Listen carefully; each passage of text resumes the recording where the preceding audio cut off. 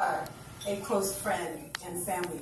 I always tell my children, it's one thing to be family, but when you're friends with your family, it's a whole different story, right? It's totally elevated. And so I told my dad, let's do a posse for you, Dad, so that I can make a speech. I delivered a speech when my grandmother passed away. I delivered a speech when my biological mother passed away. They weren't there to hear what I had to say about them. How their love for me changed my life. They weren't there to hear me say thank you. And they definitely weren't there to hear my story of regrets, the story of love, and how grateful I was for the labor of love that changed my life. So tonight, I believe that God loves us, that He doesn't mind that we honor one another. And I want to honor my father tonight. You guys are all his friends and his family, and you all know his history. So I'm not even going to go there. I grew up in my father's home. And yeah, I hear a lot of the ridicule, a lot of the people laughing and talking about him. And I know it's because you guys love him and you are able to. Yeah. But the father I know, no matter how horrible I felt as a child, because I wasn't the prettiest child ever, my dad always made me feel beautiful. He would always say, Angela, you look wonderful. And that was something that I rarely hear Tongan dads say to their daughters. I'd hear him saying, Angela. And he spoke life. He spoke encouragement. And no matter where I went in life, I knew that there was one person in this world that I was his world. I was smart.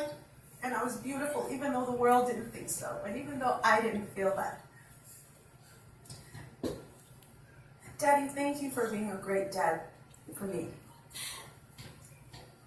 A lot of people say, I have the best dad in the world. He isn't the greatest father, because God is. But he was the best father that God could ever have given me. Because he built me up. You have always believed in me. And even when I failed, you told me I can do it again. I remember when we came to America and we didn't have our papers. You would have thought I could make it to Stanford. I'm telling you, this man thinks I can do anything. There are many times I wish I could see myself through my father's eyes. I am the eldest of 12 children. My sister, Rihanna, is here. I have my baby brother, Rita. My two sisters, the other two sisters here. And I tell you, I am rich. I have siblings who are my friends. I have a husband who adores me. I have children that are healthy. I have parents that love me. And Daddy, I'm so grateful for you. Thank you for always being there for me. Thank you for saying no to me a lot of the times. Him and I, we don't see eye to eye all the time. Because I'm Chimney Cricket. I'm also his accountant sometimes. I am the voice of reason. I tell Grandma Tuifua what he's doing wrong. But we all love and adore him. I was so proud to be a daughter always. I remember him picking me up from Thomas High School. He'd had people at our store pick me up, but it was so different when he'd pick me up. I'd love it when he'd take me to the store. Everybody's like, oh, at the Palelei is here.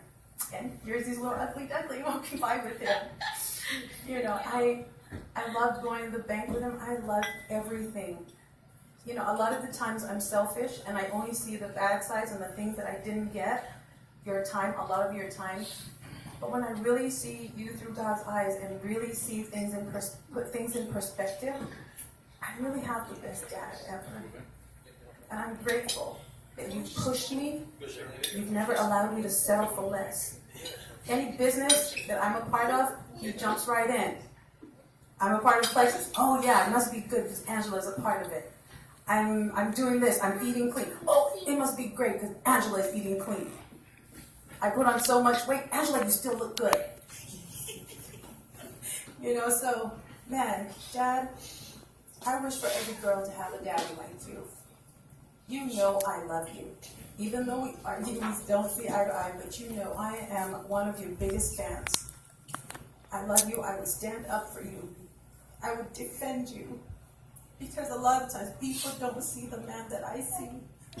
I learned compassion from him. Just like some of you talked about.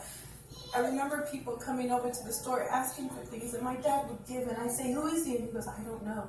He just seemed like he was in need. And he didn't know the Lord then. I didn't know the Lord.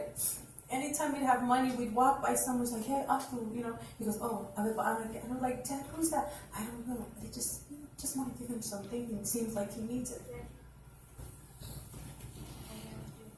Yeah, you're not the Atu then with the big store and everything else. But you are rich now, Dad, because we love you, and you still have a heart for people. What I love the most is that Jesus chose you to love him and to glorify him. You came to England to tell me about the Lord, and I remember not wanting to hear about it, but I'm so grateful you made the choice to love God and to follow him with all your heart, because we all made the same dedication, Mom and I. And I'm so proud of you. And whenever God calls you, I'm sure my speech will even be better then. But I love you, and I hope you enjoy this whole weekend because it's your birthday.